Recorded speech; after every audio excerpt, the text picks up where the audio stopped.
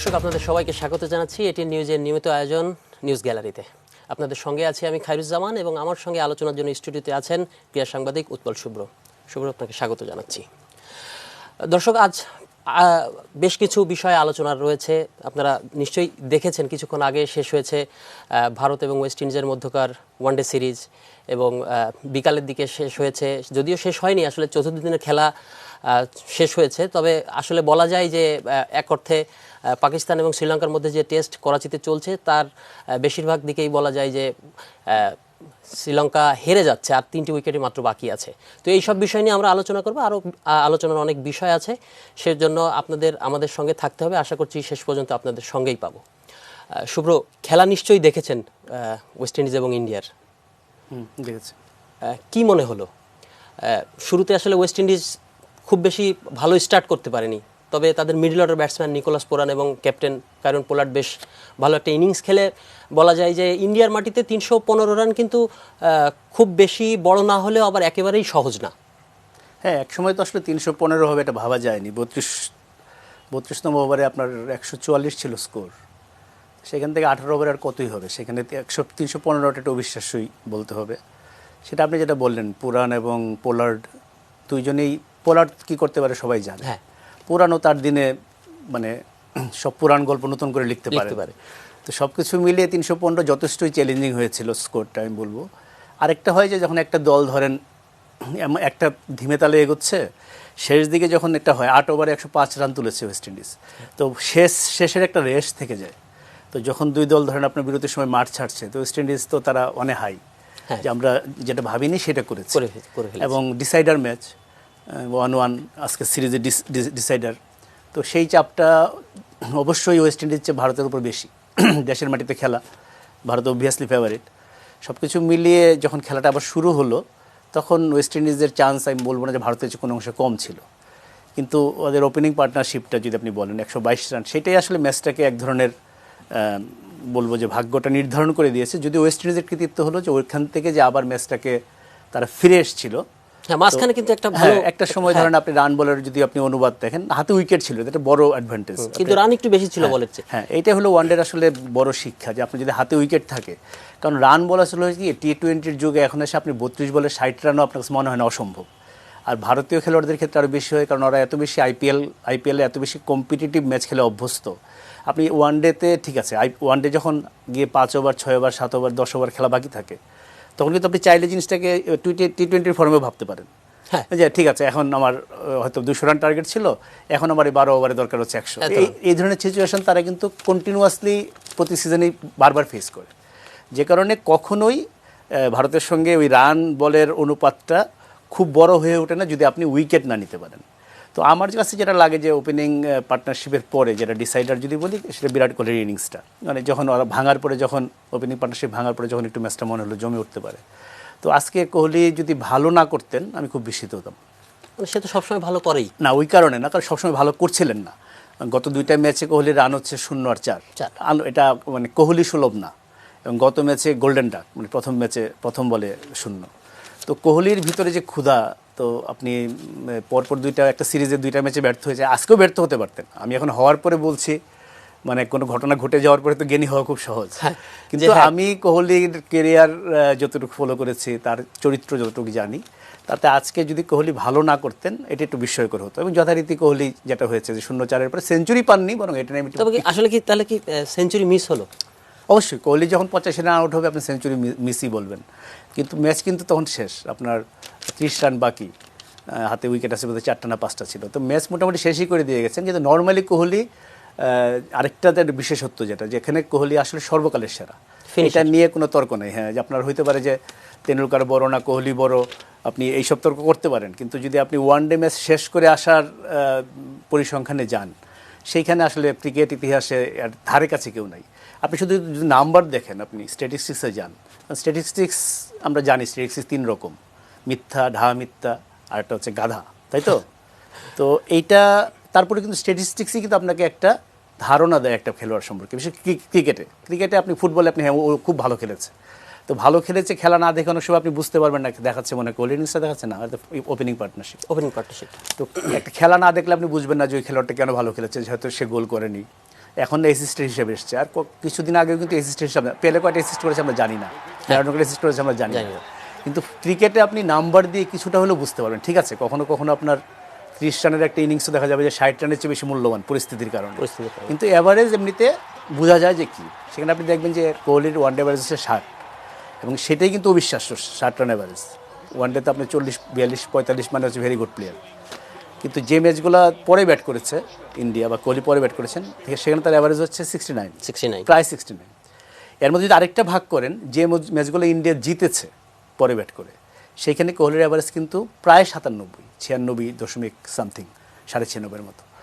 তো এটা তো অবিশ্বাস্য, মানে একটা মানে, এবং সেটা একটা দুটা ম্যাচ না, 88টা ম্যাচ পরে ব্যাট করেছে ইন্ডিয়া, যে ম্যাচগুলো জিতেছে কোহলি পরে ব্যাট করে ম্যাচ জিতিয়েছেন মানে 88 ম্যাচের মধ্যে প্রতিটা ম্যাচ তিনি জিতাননি, হ্যাঁ, কিন্তু তার অ্যাভারেজ এখানে হচ্ছে 96-7। তো সেইটাই আসলে এই নাম্বারটাই সব বলে দেয়, এখানে বাড়তি কিছু বলার দরকার পড়ে না।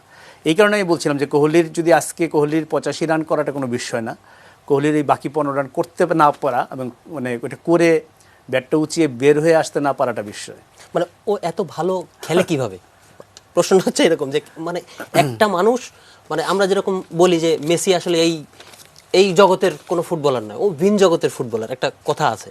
মানে কোহলি কি সেরকম যে আসলে ও এই জগতের না? না, এই জগতের তো বটেই, আমি নিজের চোখে দেখেছি, রক্ত মাংসের মানুষ, এবং কি বলবো, অনেকবারই দেখেছি। না, এটা তো আসলে চূড়ান্ত কমপ্লিমেন্ট হিসেবে আপনি বলছেন, এই মজা করলাম।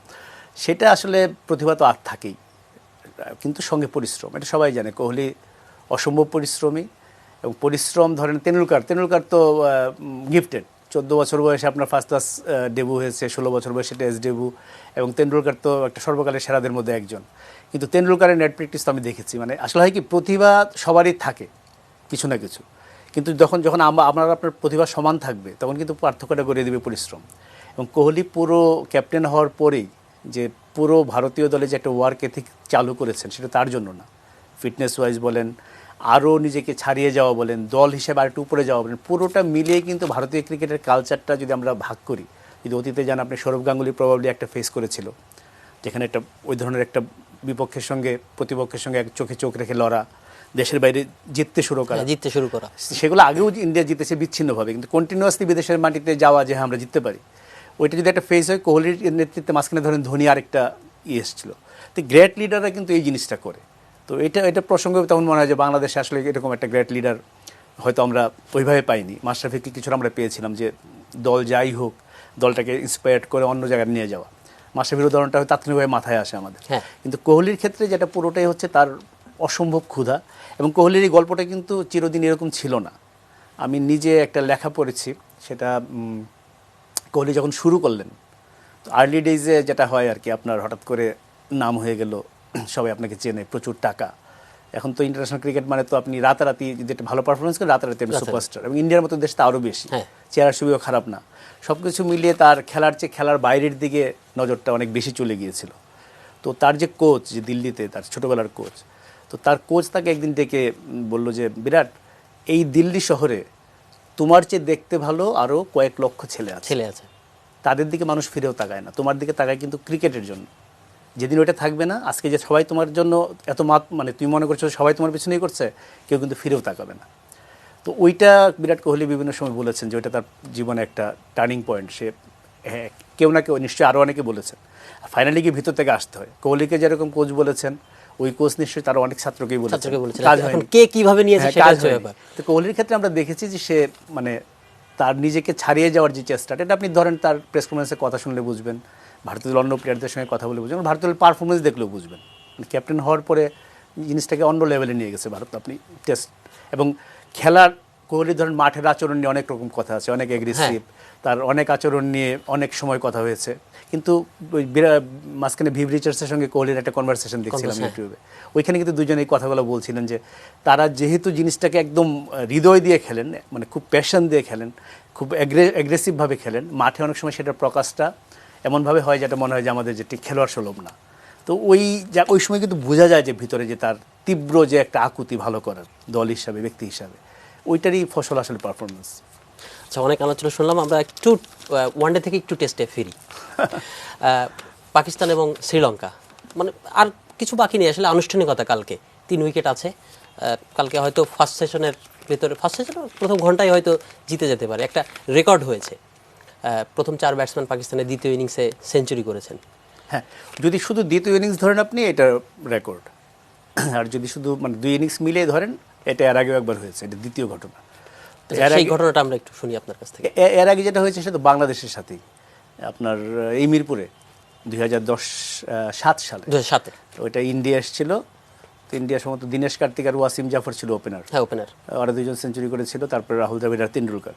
তো ওই ম্যাচটা আমার যেন মনে পড়ে, ইন্ডিয়া 610 3 উইকেটে 610 করে ডিক্লেয়ার করেছিল। এবং ওপেনিং পার্টনারশিপটা বেশ বড় ছিল, 408 বোধ। হ্যাঁ, অনেক বড়, এবং মাঝখানে ইন্টারাপ্টেড হয়েছিল আপনার ইয়ের জন্য। ওই ম্যাচটা হয়েছিল প্রচণ্ড গরমে। ওই ম্যাচটা ওই সিরিজটা খুব ইন্টারেস্টিং। 2007-এ মাত্রই ওয়ার্ল্ড কাপ বাংলাদেশ ভারতকে বিদায় করে দিয়েছে ওয়েস্ট ইন্ডিজে, মানে পুরো ওয়ার্ল্ড কাপই এলোমেলো করে দিয়েছে। ওইটার পরে কিন্তু ইন্ডিয়া এসেছিল। ইন্ডিয়ার জন্য ওটা সত্যিকার অর্থে প্রতিশোধের সিরিজ ছিল।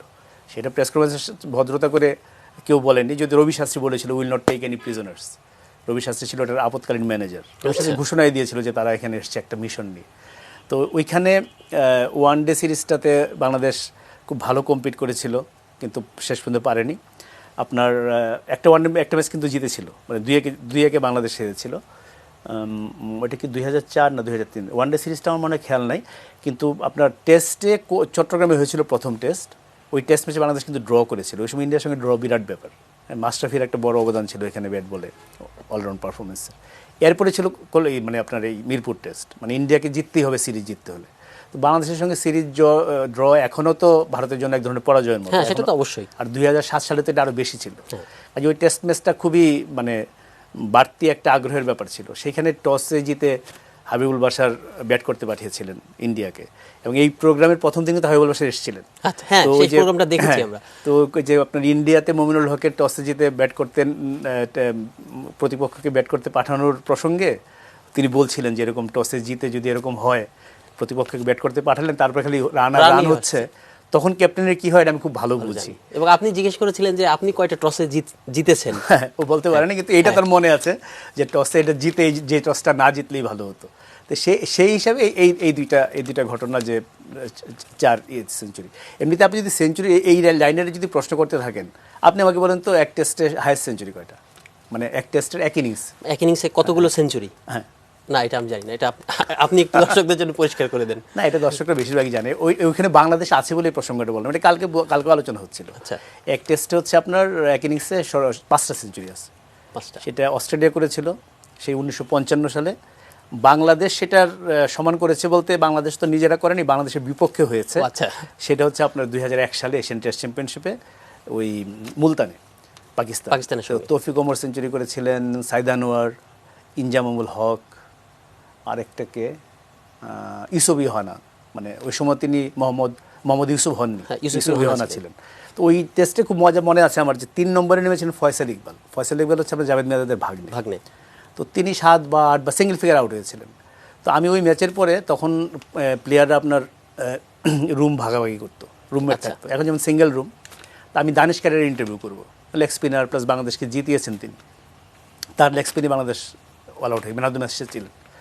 তো তাই রুমে দানিশ ক্যারের ইন্টারভিউ করতে গেছি আমি। তখন প্লেয়ারদের রুমে ইচ্ছা মতো যাওয়া যেত।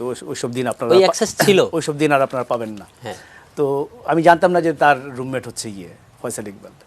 তো বেচারা পুরোটা সময় তার মন খারাপের, দুঃখের কাহিনী শুনতে হলো, কারণ সবাই রান করেছে। আর যখন সাইদানার রান্না করলে তো পরের টেস্ট খেলবে, ইনজামাম রান্না করলে পরের টেস্ট খেলবে। তার জন্য ছিল এটা এক ধরনের টিকে থাকার পরীক্ষা। সেখানে এরকম উইকেট, এরকম বোলিং, সবাই রান সেঞ্চুরি, মানে যারা নামতেছে তারাই সেঞ্চুরি করছে, কিন্তু সে তার সেঞ্চুরি নেই। ওই টেস্টে ওই 5টা সেঞ্চুরি ছিল বাংলাদেশের এগেইনস্টে। শুভ্র, আপনাকে অনেক ধন্যবাদ। আপনি আসলে অনেক তথ্য দিলেন। আমরা একটা বিরতিতে যাব, বিরতির পরে আরও কথা শুনবো আপনার কাছে। দর্শক, একটা বিরতি যাচ্ছে, আশা করছি সঙ্গে পাবো আপনাদের।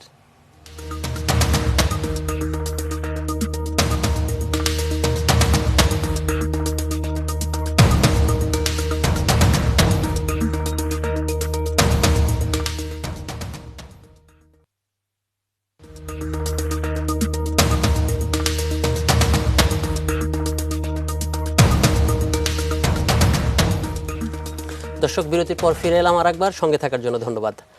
ক্রিকেট নিয়ে আলোচনা করছিলাম, আমরা একটু ফুটবলে যেতে চাই। ক্লাব বিশ্বকাপে লিভারপুল শিরোপা জিতেছে, একটু আমরা ফুটেজটা দেখে তারপরে আলোচনায় ফিরি।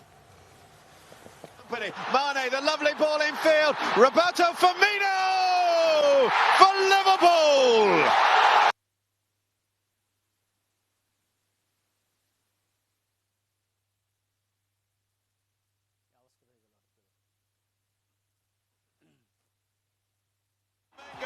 Against Liverpool in the final of the 2000.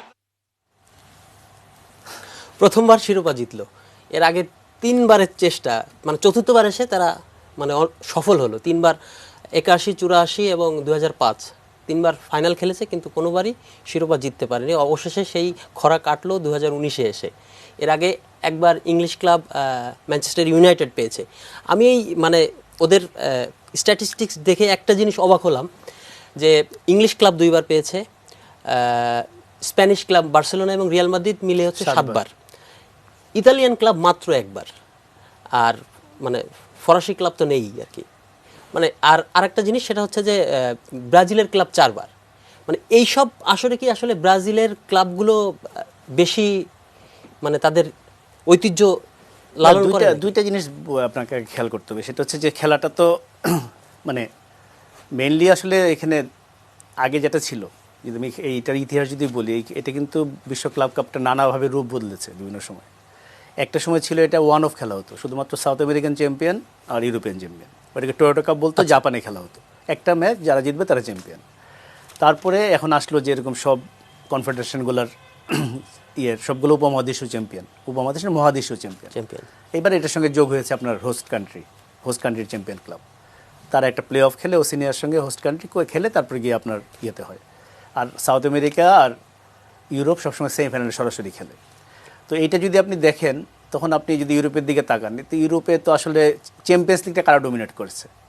Champions league dominate করেছে রিয়াল আর বার্সেলোনা। তো ন্যাচারালি তারা এখানে অংশ নিয়েছে অনেক বেশিবার। কাজে আপনি অংশ না নিলে তো চ্যাম্পিয়ন হতে পারবেন না, এটা তো সম্ভব না, নাকি? একইভাবে সাউথ আমেরিকার ক্ষেত্রেও আপনার করিন্থিয়ান্স বলেন, ইন্টারন্যাশনাল বলেন, ফ্লেমেঙ্গো বলেন, তাদের আপনার মহাদেশীয় সাকসেসটা অনেক বেশি। তো ন্যাচারালি তারা এখানে বেশি আসছে। আপনি যদি দেশ ওয়াইজে যান, তখন জিনিসটা ওই জন্য ব্রাজিলে চলে যাচ্ছে, স্পেনে চলে যাচ্ছে। কিন্তু আলটিমেটলি হচ্ছে যে ওই মহাদেশে কোন দেশের ক্লাবগুলোর বেশি দাপট। ইতালিয়ানটা ধরেন এসি মিলানের 7বার চ্যাম্পিয়ন্স লিগ জিতেছে। ঘটনাচক্রে হয়তো সেই সময়টাতে তাদের এইটার সঙ্গে মিলেনি। তো এই কালকের ম্যাচটাতে যেটা আপনার মানে এটা ট্রিভিয়া বলবো আমি, যে ব্রাজিলের ক্লাবের সঙ্গে খেলা আপনার ইংলিশ ক্লাবের লাস্টে ডিসাইডারটা করেছে কিন্তু একজন ব্রাজিলিয়ান, হ্যাঁ, তো ফিরমিনো। তো এটা খেলাটা খুব হয়েছে আপনার 99 মিনিটে গিয়ে গোল। তো সেদিকে খেলাটা একদিকে ভালোই হয়েছে।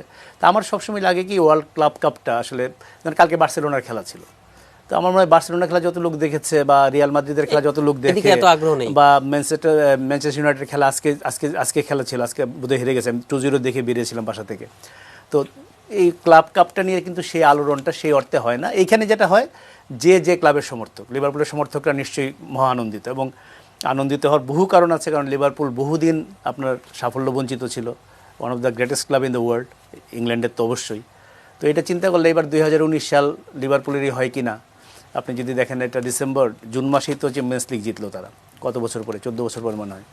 তো লিগেও এখন ইংলিশ প্রিমিয়ার লিগে আপনার 10 পয়েন্ট এগিয়ে আছে, যদিও মাঝখানে একবার হয়েছে, জিততে তারা পারেনি। তো লিভারপুলের একটা ইংলিশ প্রিমিয়ার লিগ শিরোপা আমি মনে করি পাওনা হয়ে গেছে। এত বড় ক্লাব এত দিন ধরে শিরোপা না পায়, এবং তাদের সমর্থকদের দেখলে আমার আরও বেশি মনে হয় পাওনা হয়ে গেছে। সব দলের সমর্থকরাই প্যাশনেট, কিন্তু লিভারপুলের সমর্থকদের তো আগে থেকেই সুনাম ছিল। মানে ধরুন আপনার 80s যখন লিভারপুল সারা পৃথিবীতে বলতে, তখন আমরা ইউরোপ যদি বলি, পৃথিবীর ফুটবলের কেন্দ্র যদি বলি, যতই সাউথ আমেরিকা ধরেন আরেকটা বড় শক্তি, কিন্তু যেহেতু আমরা ওইভাবে আমাদের খেলাটা, ডোমেস্টিক খেলাটা দেখি না, ফলো করি না, আমাদের সাপোর্টার আপনি দেখবেন, আপনি বাংলাদেশে ফ্লেমেঙ্গোর সাপোর্টার পাবেন না, কোরিন্থিয়ান্সের সাপোর্টার পাবেন না, রিভার প্লেটের সাপোর্টার পাবেন না, বুকা জুনিয়র্সের সাপোর্টার হবে কেন? ম্যারাডোনার জন্য। হয়তো সেই সাপোর্টারও এরকম না, যেহেতু খেলাটা রেগুলার দেখা যায় না। তো সেখানে লিভারপুলের এত প্যাশনেট সাপোর্টার আছে শুধু ইংল্যান্ডে না, মানে সারা পৃথিবীতে ছড়িয়ে। শুভ্র, আমরা আলোচনা করছিলাম দর্শকদের প্রচুর অনুরোধ করছেন। হ্যাঁ, দর্শকদের তো অনুরোধ করতেই হবে। দর্শকদের অনুরোধ না করলে আসলে দর্শকরা থাকতে চান না, কারণ এখন অনেক চ্যানেল তো সবাই সুইচ করে চলে যায়। আলোচনা ভালো না হলে তো থাকবেন আপনি বললেও না। আমার সাথে আপনি আছেন, এটা তো আসলে মানে আলোচনা না শোনার কোনো কারণই নেই। আচ্ছা আচ্ছা, আমরা আলোচনা করছিলাম কি নিয়ে? ক্লাব বিশ্বকাপ নিয়ে। আপনি দর্শকদের জন্য একটা তথ্য দিতে চাচ্ছিলেন, আমরা শুনি। না, তথ্য যেটা বলছিলাম যে এটা তো বহুবার রূপ বদলেছে, এখন আবার শুনছি যে আবার বদলাবে। আচ্ছা, এই 2021 সাল থেকে এটা আরও এক্সপান্ড করে 24টা ক্লাব খেলবে। 24 আপনার সম্ভবত 6টা না কত, মানে লাস্ট 6 না 7 বছরে চ্যাম্পিয়ন্স লিগের সব চ্যাম্পিয়নরা খেলবে। তারপরে ইউরোপা কাপ আর কোপা লিবারতাদোরেস, যেটা আপনার দক্ষিণ আমেরিকান ক্লাব চ্যাম্পিয়নশিপ, ওইটার ওই বছর পর্যন্ত 4 বছরের চ্যাম্পিয়নরা খেলবে। তার মানে আরো জনপ্রিয় করার লক্ষ্যেই একটা বিশ্বকাপের ফরম্যাটেই হবে বলতে গেলে। 24টা দেশ হয়ে গেলে ওয়ার্ল্ড কাপ 24টা 32টা থেকে তো আরও বাড়ছে। তো ওই রকম একটা চিন্তা আছে। তাতে আসলে কতটুকু আমি জানি না যে জায়গাটা সময়টা বের করবে কীভাবে, কারণ এই ওয়ার্ল্ড ক্লাব কাপের সময় বের করতে গিয়েও কিন্তু অনেক রোধঘর্ম হতে হয়। তো সেখানে ফিফার যেহেতু চিন্তা, ফিফা নিশ্চয়ই সেটা একটা উইন্ডো বের করে নেবে। আচ্ছা, গতকাল আপনি আপনার আলোচনায় একটা জিনিস উপস্থাপন করেছিলেন, সেটা আসলে পুরোপুরি মানে আলোচনা শেষ হয়নি। ক্রিকেটারদের এই যে মানসিক অবসাদ, এই বিষয়টা আসলে আমাদের দর্শকদের জন্য একটু পরিষ্কার করবেন যে এই রোগটা মানে কি কারণে হয়, কিংবা এই রোগটা আসলে কি? এটা তো সাইকিয়াট্রিস্ট ভালো বলতে পারবেন, আপনি যেটা বললেন এটা মেডিকেল কোশ্চেন। আসলে আলোচনাটা এসেছিল, আসলে মাহমুদের সঙ্গে কালকে আলাপ করছিলাম যে একটা ম্যাক্সওয়েলকে নিয়ে। গ্ল্যান ম্যাক্সওয়েল মানসিক অবসাদ, মানে আমরা মানসিক অবসাদের তো নানা ধরন থাকে। আমরা যদি মোটা দাগে বলি, মানসিক অবসাদ mentally he was not fit to play cricket বলে খেলা থেকে তিনি অনির্দিষ্টকালের জন্য ছুটি নিয়েছিলেন। তো তারপর কালকেই কামব্যাক করেছেন। কামব্যাক করে একটা চমৎকার ইনিংস খেলেছে বিগ ব্যাশে। চমৎকার মানে হচ্ছে টিপিক্যাল ম্যাক্সওয়েল। আপনার 39 বলে 83। কালকে তো এটা ফুটেজটাও রেডি করা ছিল, আমরা একটু এটা বড় পর্দায় দেখলে, বড় করে দেখলে। তো এটা ধরেন ম্যাক্সওয়েলেরটা তো সর্বশেষ ঘটনা। ম্যাক্সওয়েলের সঙ্গেই কিন্তু আরও 2-3টা ঘটনাও ঘটেছে অস্ট্রেলিয়াতে, এবং অস্ট্রেলিয়ান ক্রিকেটেও এটা নিয়ে একটা অ্যালার্ম বেল বেজে উঠেছে যে আসলে তাহলে ব্যাপারটা কী। এবং প্রবলেমটা শুধু অস্ট্রেলিয়ান না, আসলে এটা নট নেসেসারি যে অস্ট্রেলিয়ান ক্রিকেটে বাড়তি কোনো কিছু আছে যে কারণে এটা হচ্ছে। আপনি ইংল্যান্ডের কথা যদি বলেন, ইংল্যান্ডের মার্কাস টেস্কোথিকের সেই মানে বিখ্যাত কাহিনী, জনাথন ট্রটের ঘটনা আছে। তো এইটা একটা জিনিস মানুষের মনে যেটা প্রশ্ন জাগে যে আপনার ক্রিকেটারদের বাইরে থেকে আমরা কি দেখি যে এত, মানে তাদের তো আসলে টাকা পয়সা মানে সুনাম খ্যাতি এসবের কোনো কিছুর অভাব নেই। আপনার ট্রট আর এটা ট্রট, হ্যাঁ ট্রট, এটা ট্রট। তো যেটা হয় কি, বাইরে থেকে আপনার দেখি যে খুব গ্ল্যামারাস জীবন, আপনার যেটা বললেন টাকা পয়সা খ্যাতি অর্থ কোনো কিছুরই অভাব নেই। কিন্তু ভিতরে যে পরিমাণ প্রেশারটা, তো এই প্রেশারটা কিন্তু অসহনীয় মানে নিশ্চয়ই অসহনীয় হলে তো কেউই খেলতে পারতো না, কিন্তু কারো ক্ষেত্রে কখনো অসহনীয় হয়ে ওঠে। যে জনাথন ট্রটের অটোবায়োগ্রাফিতে একটা কথা আছে যে 2013-তে ওভাল টেস্ট এসেছে। তো ওইখানে একটা কথা আছে যে তার মনে হচ্ছিল সকালবেলা যখন মাঠে যেতে হবে, মনে হচ্ছিল আমি গাড়ি চালিয়ে হয় আমি টেমস নদীতে ঝাঁপায়ে পড়ি, মানে গাড়ি চালাতে ঝাঁপায়ে পড়া, গাড়ির সহ চলে যাই, অথবা একটা গাছের সঙ্গে ধাক্কা খাই। মানে আবার মানে লাইনগুলো এরকম যে আবার সেই প্রেশার কুকার, আবার সেই স্ক্রুটিনির সামনে আবার সবাই আমাকে জাজ করবে, মানে সব কিছু মিলিয়ে কখনো জিনিসটা খুব ইয়েতে চলে যায়। এটা দুইটা কারণ। একটা হচ্ছে আপনি দেখবেন যে ক্রিকেট বেশি পার্টিকুলার ব্যাটসম্যান, বোলারদের এটা হয়, কিন্তু ব্যাটসম্যানদের দেখবেন যে বেশি হয়। ব্যাটসম্যানদের ক্ষেত্রে কিন্তু মানে মার্জিন অফ এরর খুব কম। আপনি অন্য খেলায় কী হয়, টেনিস খেলায় আপনি ফেদেরার একটা খুব ইজি শট মিস করলো, পরে সেই শুধরানোর সুযোগ কি, তার তো ভাবারই সময় নেই, সঙ্গে সঙ্গে আবার খেলাটা শুরু হয়ে যাচ্ছে। কিন্তু ক্রিকেট খেলা অনেক সময় দেখবেন যে আপনি একটা ম্যাচ নিয়ে হয়তো প্রিপারেশন নিলেন 10 দিন 15 দিন, আপনি দেখা গেল যে ওই ম্যাচে প্রথম বলে আউট হয়ে গেলেন বা দ্বিতীয় বলে আউট হয়ে গেলেন, খুব ফেল করলেন, আপনি কিন্তু এটা নিয়ে ভুগছেন। ওই টেস্টে দেখা গেল ঘটনাচক্রে আপনার দ্বিতীয় ইনিংসে খেলার সুযোগ হলো না, বা দেখা গেল ওইটা সিরিজের লাস্ট টেস্ট ম্যাচ ছিল, আপনার কেরিয়ার ওয়াজ অন ট্রায়াল, আপনার পরের সিরিজ হচ্ছে 3 মাস পরে, আপনি কিন্তু 3 মাসে কিন্তু এটা নিয়ে ভুগছেন। এটা একটা আমি মনে করি একটা কারণ। আরেকটা বড় কারণ হচ্ছে আপনার যে খেলাটা তো দীর্ঘ সময় হয়। যেমন আপনি যখন ফুটবল যদি খেলেন, ফুটবলারদেরও এই ঘটনায় আক্রান্ত হওয়ার ঘটনা আছে, কিন্তু ফুটবল যখন আপনি মাঠে নামেন আপনার কিন্তু আর কিছু ভাবার দরকার নেই, ভাবার সুযোগও নেই, এত বেশি ফাস্ট, এত বেশি অ্যাক্টিভ। ক্রিকেট আপনি যখন ফিল্ডিং করেন, সারাদিনে হয়তো আপনি 5টা-6টা বল ধরেছেন, 10 বার দৌড় দিয়েছেন, এতটা কম হয় না, এটা হয়তো বেশি হয়, কিন্তু আপনাকে প্রচুর আইডল টাইম থাকে। তো এই জিনিসগুলো নানা রকম নেগেটিভ চিন্তা মাথায় আসার জন্য খুব আর আরেকটা যদি আপনি বিবেচনায় নেন, আমরা হয়তো গ্ল্যামারটা দেখি, কারণ ধরেন আমাদের কাছে অনেকের কাছে হয়তো নিয়মিত 5-স্টার হোটেলে থাকা, ওই রিসেপশন পাওয়া, গাড়ি দুয়ারে গাড়ি প্রস্তুত, এগুলো বিরাট ব্যাপার।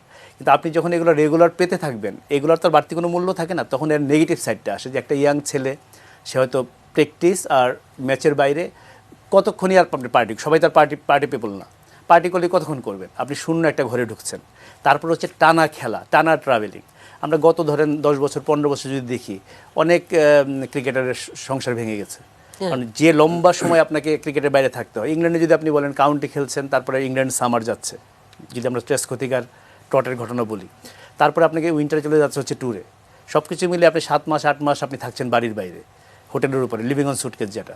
তো এইটা অনেক সঙ্গে হচ্ছে আপনার প্রতিনিয়ত স্পটলাইটেড থাকার চাপ, যেটা ওই যে ট্রট যেটা বলেছেন যে আবার লোকে আমাকে জাজ করবে। যখন ফেল করছে, আমরা তো সাংবাদিক, আমরা ধরুন সাংবাদিক অনেক কথা লিখে দিচ্ছি, কিন্তু প্রতিটা জিনিস হ্যাঁ আমাদের কাজ আমাদের করতে হবে, এটা আমার প্রফেশন।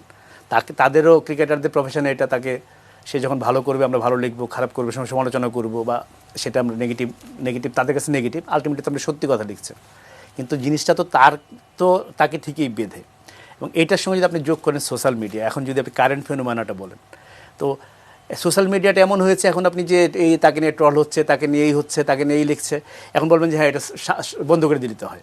এটা অনেক খেলোয়াড় করে, খেলার সময় হয়তো এটা বন্ধ রাখে, পেপার পড়ে না, কিন্তু এটার একটা দেখেন উভয় সংকট হলো প্লেয়ারদেরও সোশ্যাল মিডিয়ার দরকার, বিকজ তারা একটা তার ফ্যান ফলোয়িং চায়, তারা স্পন্সরশিপের টাকা চায়, এটা একটা অদ্ভুত একটা ব্যাপার। এখন তারও ফ্যান পেজ করতে হয়, ওইখানে তাকে রেসপন্ড করতে হয়, তাকে গিয়ে দেখতে হয়, সব কিছু মিলিয়ে থেকে যে আপনি পালাবেন, আপনি আইসোলেটেড হয়ে থাকতে পারছেন না। সব কিছু মিলিয়ে আমি মনে করি যে আধুনিক ক্রিকেটের যে চাপটা, এই ধরনের ঘটনা অতীতে ঘটেছে, আরও ঘটবে। এবং ম্যাক্সওয়েল যখন ঘটনাটা বললেন, ল্যাঙ্গার কিন্তু একটা দারুণ কথা বলেছেন, বলছে যে এটা যে ও যে স্বীকার করেছে ওর একটা প্রবলেম আছে, এটা একটা বিরাট সাহসের ব্যাপার, এটা কিন্তু বিরাট সাহসের ব্যাপার।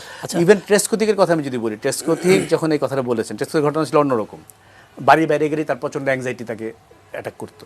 2006 সালে ফার্স্ট করলো ইন্ডিয়া ট্যুরে, এটা একটা বড় গল্প, এটা বলতে গেলে টেস্টকোথিকের অটোবায়োগ্রাফিটা যদি পড়েন, কামিং ব্যাক টু মি, অসাধারণ একটা অটোবায়োগ্রাফি, ওইখানেই পুরো ঘটনাটা আছে। এবং টেস্টকোথিকই বলতে গেলে কৃতিত্বটা তার পাওনা, যে এই জিনিসটা সেই অর্থে খুব ওপেনলি মানে লাইটে নিয়ে আসছেন। এবং টেস্টকোথিকের এই ঘটনার পরে জিও বয়কটের মতো লোক, তার তো জীবনে অনেক উত্থান পতন, অনেক স্ট্রেসের মধ্যে গিয়েছেন, তাকে বলেছে যে মেয়েদের মতো, অ্যাজ ইফ আমরা অনেক মেয়ে আমি জানি ছেলেদের চেয়ে অনেক কথাটা হয়ে যাচ্ছে, অন্যভাবে কেউ নিতে পারে, কিন্তু অনেক মেয়ে আমরা জানি পুরুষের চেয়েও শক্তিশালী, কিন্তু আমরা কী হয় কাঁদতে পারে বলি মেয়েদের মতো কাঁদিস না।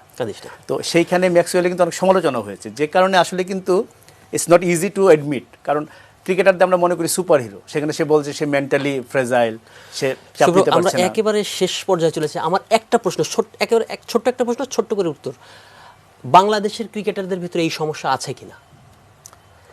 এটা না থাকাটা বিস্ময়কর হবে, মানে এখন বলতে না, আমি মনে যেটা বললাম যে আমাদের উপমহাদেশের, বাংলাদেশ তো বটেই, আমাদের উপমহাদেশের কালচারটা হচ্ছে যে আমরা মানসিক সমস্যা, বাংলাদেশের একটা প্লেয়ার যদি বলে যে আমি মানসিকভাবে এখন খেলার জন্য প্রস্তুত না, এটা আমরা বললাম যে ঠিক আছে, তার অন্য কোনো কারণ। কিন্তু যদি ওরা যে জেনুইন কজটা বলে, যে মেন্টাল ইলনেস যদি আমরা বলি, অ্যাংজাইটি বলি, এটা বলি, খেলাটা আমি নিতে পারছি না, আমি মানসিক একটা চাপে বোধ করছি, আমাকে সাইকিয়াট্রিস্টের সাথে কথা বলতে হবে, আর সাইকোলজিস্ট বলেন বা সাইকিয়াট্রিস্ট বলেন, আমরা কিন্তু জিনিসটাকে খুব ইজিভাবে নিব না, আমরা এটা তার একটা দুর্বলতা হিসেবে নেব। এটা শুধু ক্রিকেটার কেন, আমাদের সাধারণ মানুষদের ক্ষেত্রে মেন্টাল হেলথ যে একটা শারীরিক হেলথের মতোই একটা ব্যাপার, এবং এটার জন্য আপনার মেডিকেল সাপোর্ট লাগতে পারে, এই জিনিসটাই আমাদের সমাজে এখনও সেই অর্থে কিন্তু গ্রহণযোগ্য না। যে কারণে আমি খুবই বিস্মিত হবো, কারণ বাংলাদেশের ক্রিকেটারদের উপর চাপ কোনো অর্থে ইংল্যান্ড অস্ট্রেলিয়ার চেয়ে কম না, আমি বলবো বেশি। কারণ ইংল্যান্ড অস্ট্রেলিয়ার ক্রিকেটটা এত এর উন্মাদনার নাম না। আমাদের ইন্ডিয়া, বাংলাদেশে বিশেষ করে, পাকিস্তানে বিশেষ করে, এই তিনটা দেশে, শ্রীলঙ্কার ক্ষেত্রে আমি বলবো একটু আলাদা। এই তিনটা দেশে ক্রিকেট নিয়ে যেরকম হয়, তাতে কোনো ক্রিকেটার যদি এই ধরনের সমস্যা আক্রান্ত নাও হয়ে থাকেন অতীতে, বা এখনও এর মধ্যে এখনও কেউ আক্রান্ত আছেন, তাহলে আমি অবাক হব, কিন্তু এটা আমার ধারণা কেউ মুখ ফুটে বলবে না। শুভ্র, আপনাকে অসংখ্য ধন্যবাদ। আমরা আশা করছি যে এরপরে আবার দেখা হলে এই বিষয়টা নিয়ে আলোচনা করবে। এতক্ষণ আপনি সময় দিয়েছেন, আপনাকে অসংখ্য ধন্যবাদ। দর্শক, আজ বিদায় নিচ্ছি, আশা করছি আপনাদের কাল আবার পাবো একই সময়ে। সেই পর্যন্ত সবার জন্য শুভ কামনা রইল।